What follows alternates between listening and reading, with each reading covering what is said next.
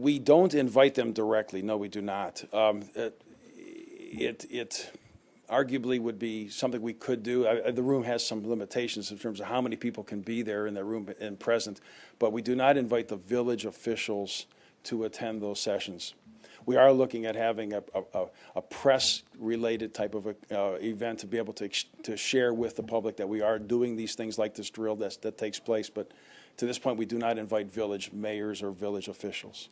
On that question What of officials, excuse me, Trustee Lewis, what officials are invited to that? For example, Greg Kraft, who happens to be the Nassau County Commissioner for the emergency operations, he's invited. The various EOCs are invited from the New York City, from Nassau and Suffolk County, representatives from the FRES, the Fire Rescue, and and all those agencies, the Red Cross, the agencies that we interface with are there because that's part of the process. In terms of witnesses or people that would just be there in observance, we could extend an invitation out to anyone that would want to attend from a village official's perspective. I don't think that's a problem other than the fact that we could become limited. Helpful if you pick one representative from each association, or at least extend to them an invitation, just for one. And I'm sure you could fit 2 more people. We will take that under advisement. Yep. This is at the Nassau County in Bethpage if it's It's June 18th, it's the June 18th June date, 18th. right, and the trustees are invited. absolutely invited to attend. good. But I will take that. I we attended can do drills that. years ago, and they were done in Hicksville. So is this the first year we're doing it in Bethpage? No, this has been done for several years now at Nassau. We had to move to Nassau Well, because of the Bethpage size. is quite large facilities, right? So why aren't we just inviting every local municipal official that has an interest in storm restoration, particularly all the ones that are typically quoted in the paper saying that LIPA doesn't coordinate with them? Every single one of them should be invited to the drill. I will take that under advisement.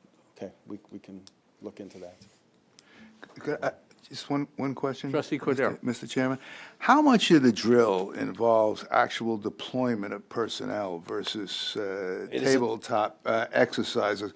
You know, one opportunity, too, for village officials and others to be exposed to what's taking place is to view what's going on in the field as well as at the emergency operating center. Yeah, that is actually a great question.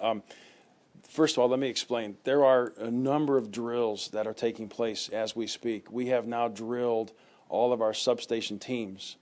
They're being completed now. All the substation teams that we have in those various 80 substations that we man, there's a drill at every one of those stations where those teams actually come in and they actually do patrol the lines, and they actually do a physical grassroots with people in the field activities to drill their processes. That is taking place now. There are drills that involve our operations centers. We just had a drill about 2 weeks ago where we did it on the transmission side, you know, a drill to plan for events that happen, and we actually moved the operations center to the alternate control center to test that.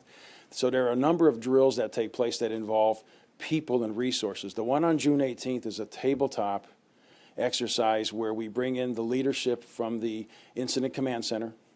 So the incident commander, John Bruckner, will be leading the drill effort. There will be the process involves a scenario that we will play out that will include a flooding scenario, will include the need to communicate. And what it will do is it will test the process of how we communicate, the actions, the interactions that we have between the various groups, be they the logistics groups or be they the operational groups or the communications groups.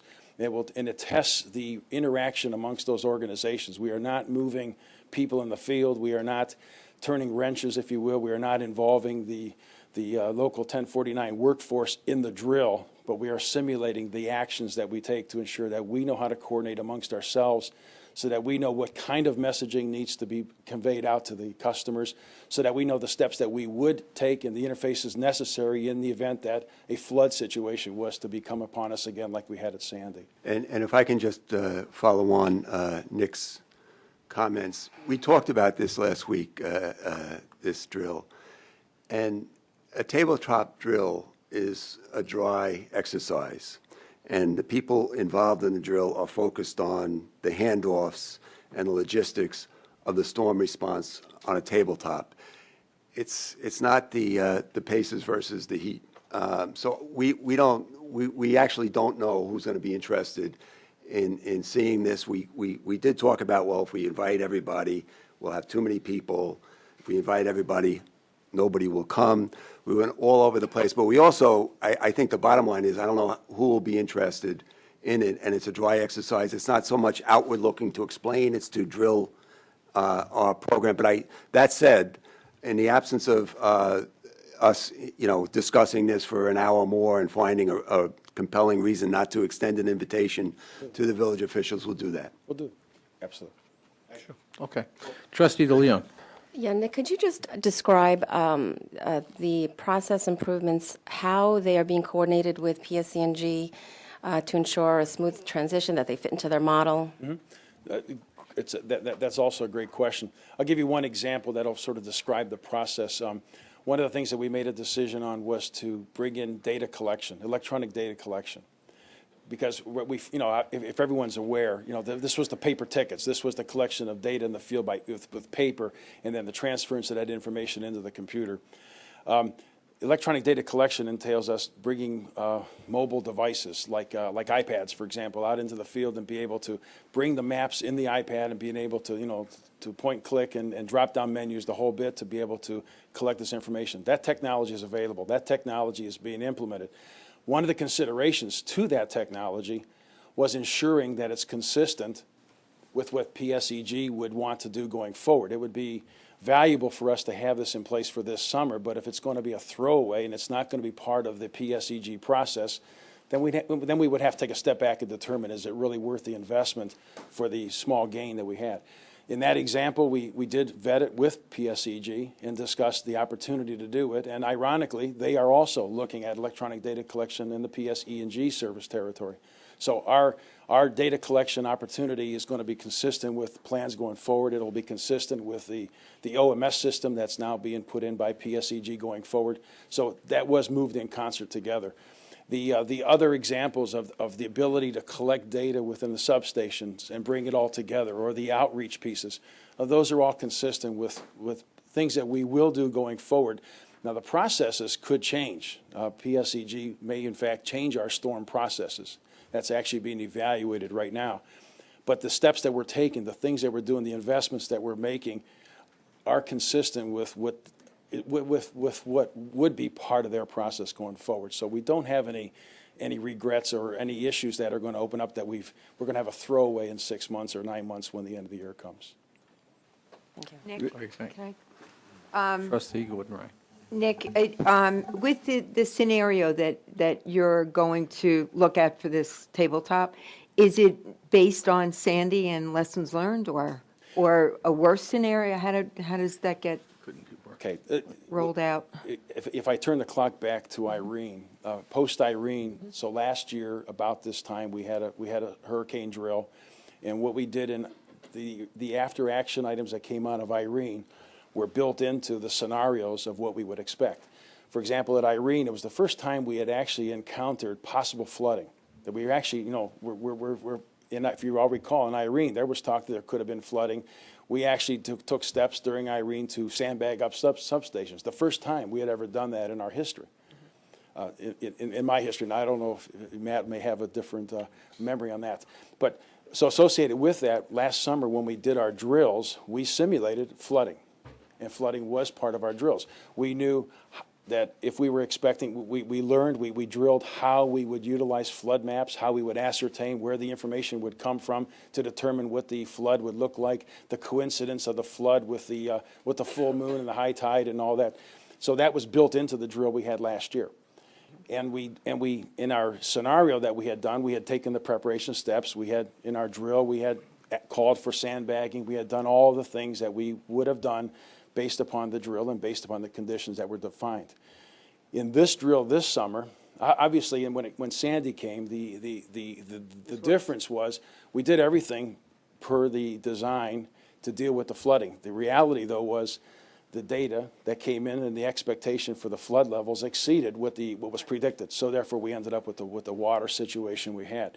In this particular drill, and I don't want to offer up the details because there's people in the room who are going to have to drill on this, so I don't want to give them the playbook before the game starts. But The simulation will include flooding, and it will include how we deal with the interface of the communities, the towns, the villages, and that relationship. Because what we found in Sandy was it was an awkward handoff between the role that LIPA played, the role that the municipalities play in terms of governance of who has the authority to be able to give us the okay to restore. That was a very awkward issue for us during Sandy.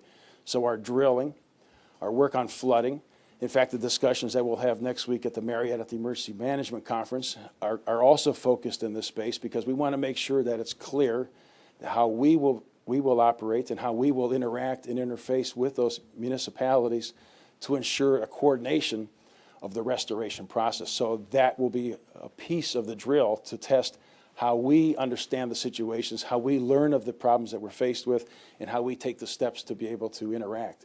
It's one of the reasons why we have those emergency management people from Nassau County, Suffolk County, and New York City present, is because we want them to understand what we're doing so that we can ensure coordination amongst our organizations. Okay. So it would be kind of a worse storm, though, scenario. I'm just, generally, you want to, I mean, Sandy was worse than Irene, so. Let's put it this way. After Irene, the drill we had last year was a worse condition than Irene, but we didn't anticipate quite the Sandy level. that, But yeah. Maybe a does that mean tornado we're going this to make year it with- worse? Maybe it'll be at hurricane level 5 now, I guess. We can go to that. All right. Yeah. Well, listen, I would anticipate, John, that at our next meeting, which is the 27th, after these two meetings, that you'll be updating the board again as to what happened, what the reactions were, and so on and so forth. But Mr. Chairman, the problem is that we had a presentation like this last year, and it did sound good, as this presentation sounds good, that there's been some changes made, that there's various meetings going on with municipal officials. So we had that discussion last year. But then after the storm hit, it turns out that many of the municipalities said they were not on board with the changes. They either didn't know about them, they didn't agree with them, they weren't following them, they weren't, the coordination wasn't there. And, the state could privatize LIPA, but that's not a magic wand that's going to create coordination between the electric company and local government. This is an issue of whoever's in charge. And it seems to me that, we have on our agenda today a hearing on our guidelines for procurement. So that's important enough to have a hearing on.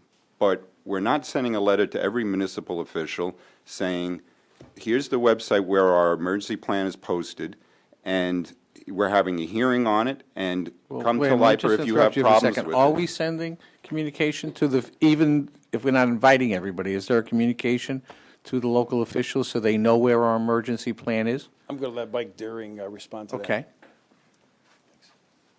Yeah, thank you. We are, in fact, sending letters out. We've been meeting on a regular basis with a number of the municipalities about particularly floods and some of the changes that we're making in the process, particularly focused with National Grid having all incident command responsibilities throughout the entire process. As part of those meetings, we are discussing that. We've got draft policies and procedures now that we have shared with a number of the municipalities in the counties on the flood responsibilities and procedures, so that there's a very clear line of demarcation as to who's responsible at what points in time, and how we can effectively move forward on that.